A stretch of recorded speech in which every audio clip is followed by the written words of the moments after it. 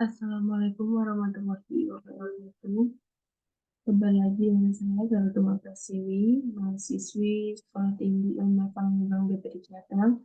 Pada kesempatan kali ini, saya akan memberikan pembahasan mengenai soal regresi berganda yang akan diselesaikan menggunakan aplikasi SPSS. Nah, sebelum membahas soal, saya akan sharing terlebih dahulu mengenai regresi berganda dalam kesehatan lingkungan adalah suatu metode statistik yang digunakan untuk menganalisis hubungan antara variabel-variabel lingkungan yang berpotensi mempengaruhi kesehatan manusia. Nah, dalam konteks kesehatan lingkungan, variabel dependen biasanya berhubungan dengan status kesehatan, misalnya tingkat kejadian penyakit atau masalah kesehatan tertentu, sedangkan variabel independen dalam regresi berganda mencakup faktor lingkungan seperti kualitas udara, air, tanah, atau faktor ekonomi sosial yang dapat berpengaruh terhadap kesehatan. Nah, selain variabel independen juga dapat mencakup faktor demografi seperti usia, jenis kelamin, ras, dan faktor gaya hidup. Nah, untuk itu langsung saja kita ke latihan soal. Di sini sudah ada latihan soal nomor 1, yaitu berikut ini adalah data penelitian pengaruh tingkat sadar lingkungan atau X1 dan tingkat religisitas atau X2 terhadap tingkat kesehatan masyarakat atau Y di Kelurahan Pucang Tama. Analisis data berikut dengan analisis regresi linear berganda dengan aplikasi SPSS. Nah, langsung saja kita ke aplikasi SPSS, ke variable view untuk memasukkan semua variabel-variabel yang ada.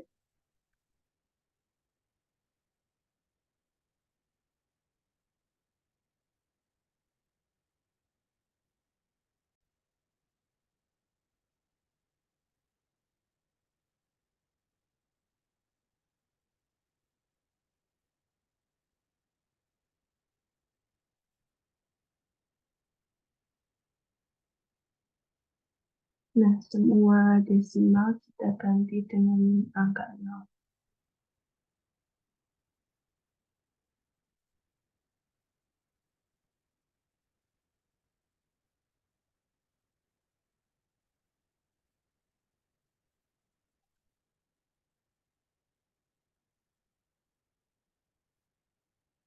Untuk measure kita pilih scale.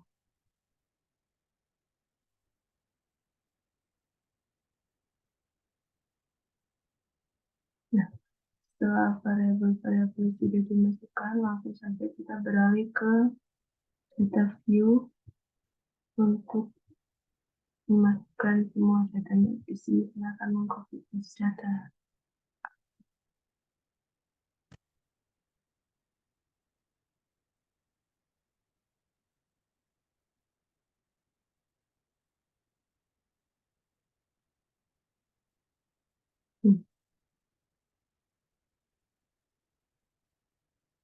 Datanya sudah kita copy paste. Selanjutnya kita klik analis, kita pilih regression, lalu kita pilih linear. Nah, untuk variabel X1 kita masukkan di independen, X2 kita masukkan ke independen, dan Y kita masukkan ke dependen. Kita klik statistik. Nah, kita centang semua, klik continue. Untuk plots-nya kita centang histogram. Selanjutnya option, di sini entry-nya itu 0,05 dan removal 0,10. Memiliki arti yaitu alfa yang dipakai sebesar 5%.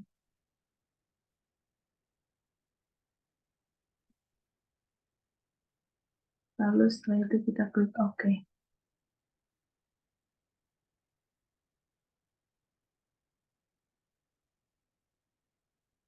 Nah, di sini sudah muncul ya teman-teman data analisisnya untuk hasil deskriptif statistik dengan banyaknya data 13 data untuk variabel Y rata-ratanya yaitu 75,08 dengan standar deviasi 5,993. Untuk variabel X1 dengan nilai rata-rata 49,62 dan standar deviasi 4,942. Sedangkan untuk X2 nilai rata-ratanya yaitu 59,62 dengan standar deviasi 4,942.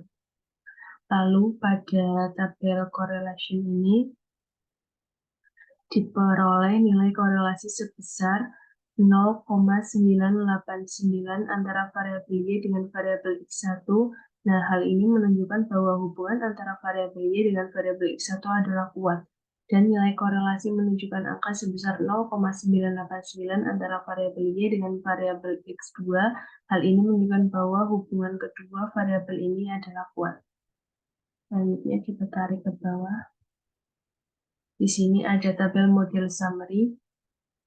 Pada kolom R menunjukkan koefisien korelasi sebesar 0,989.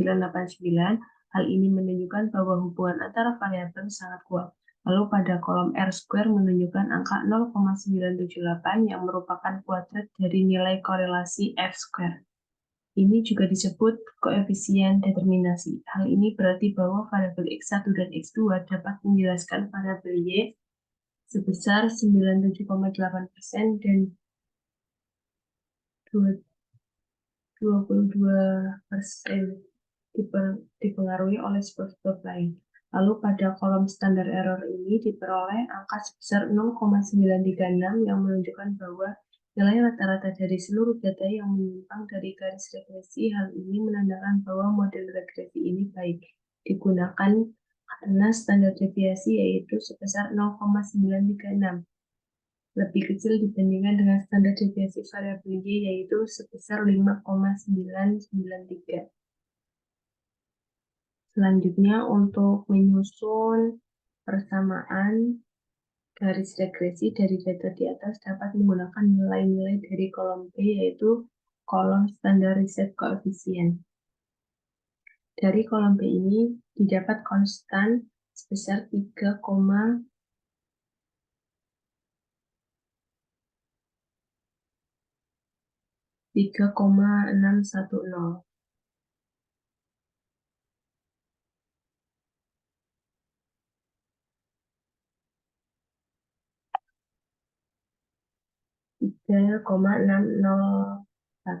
Sedangkan untuk nilai koefisien variabel X2 yaitu sekitar 1,199, sehingga dapat disimpulkan persamaan garis regresi yaitu Y sama dengan 3,601 plus 1,199 dikali X2. Lalu untuk histogramnya dapat kita lihat di tampilan layar seperti ini ya teman-teman.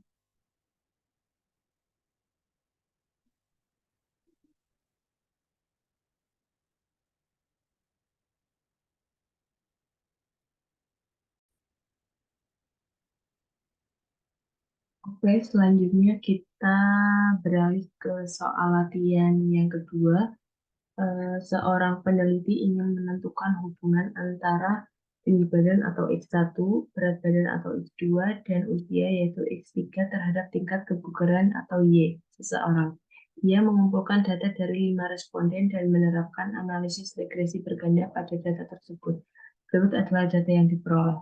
Nah, dalam analisis regresi berganda ini, tinggi badan X1, berat badan X2, usia X3 digunakan sebagai variabel independen, sedangkan tingkat kebugaran atau Y merupakan variabel dependen.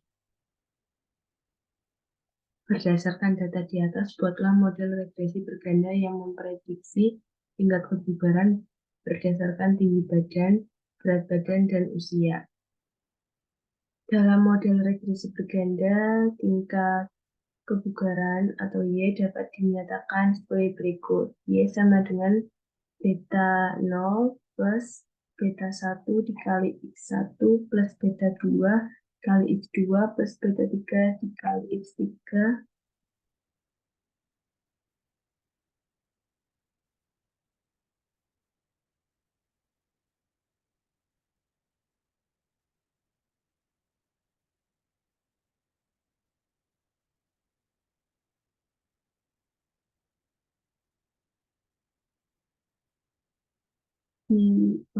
lalu ditambah standar error.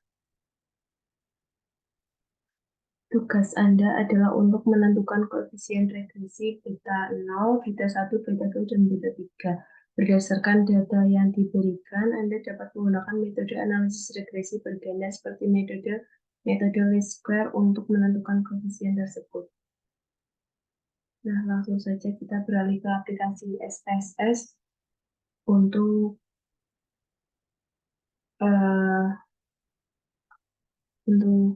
memasukkan variabel-variabel yang dibutuhkan.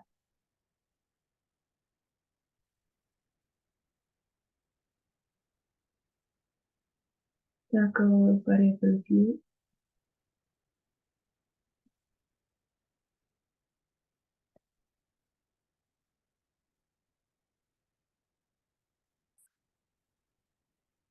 Optimalnya kita ganti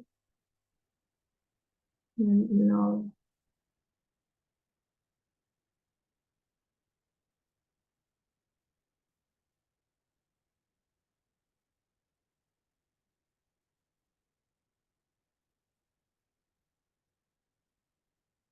Initialnya kita pilih scale.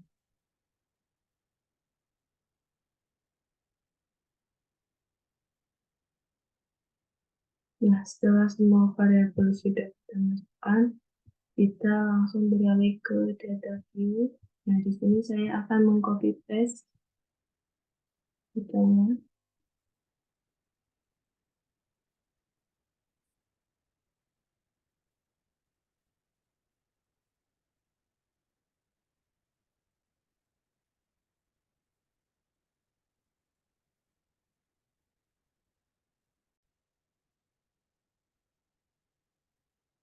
Baik, di sini datanya sudah tercantum semua, teman-teman. Langsung saja kita klik analyze, kita pilih regression, lalu kita pilih linear.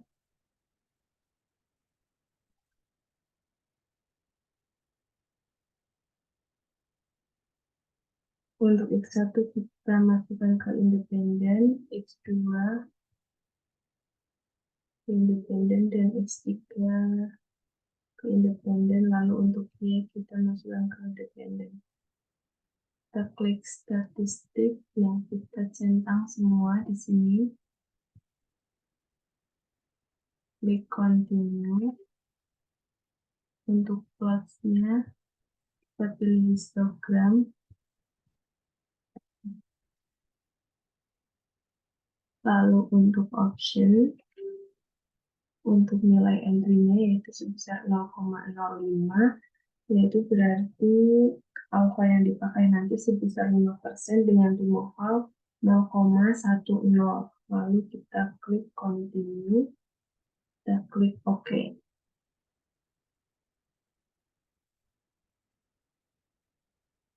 Nah, di sini sudah muncul analisisnya di tabel deskriptif statistik ini.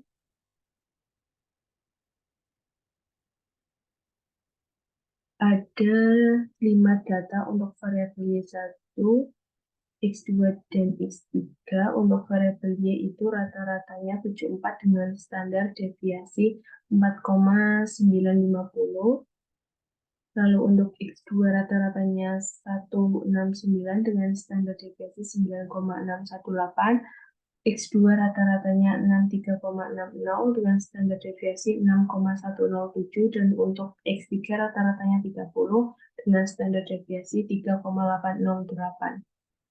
Lalu untuk tabel korelasi, diperoleh nilai korelasi sebesar 0,972 yang menunjukkan bahwa hubungan variabel Y dengan variabel X1 itu kuat. Pada tabel korelasi ini juga diperoleh nilai korelasi sebesar 0,984 untuk Y dan X2 yang menunjukkan bahwa hubungan kedua variabel tersebut juga kuat. Lalu untuk variabel Y dan X3 ini diperoleh nilai korelasi sebesar 0,902 yang menunjukkan hubungan kedua variabel tersebut juga sangat kuat. Lalu kita tarik ke bawah pada kolom model summary, diperoleh kolom R sebesar 0,99. Hal ini menunjukkan bahwa hubungan antara variabel sangat kuat. Lalu pada kolom R square ini diperoleh angka sebesar 0,998 yang merupakan kuadrat dari nilai korelasi R square. Ini juga disebut kuadrat dari nilai korelasi. Nah, R-square ini juga disebut sebagai koefisien determinasi. Hal ini berarti bahwa variabel X1, X2, dan X3 menjelaskan variabel Y sebesar 99,8% dan 0,2% dipengaruhi oleh sebab lain. Lalu pada kolom standar error ini sebesar 0,447 menunjukkan bahwa nilai rata-rata dari seluruh data yang menyimpang dari garis regresi. Hal ini menandakan bahwa model regresi ini baik digunakan karena standar deviasi sebesar 0,447 ini lebih kecil dibandingkan dengan standar deviasi variabel Y, yaitu sebesar 4,950.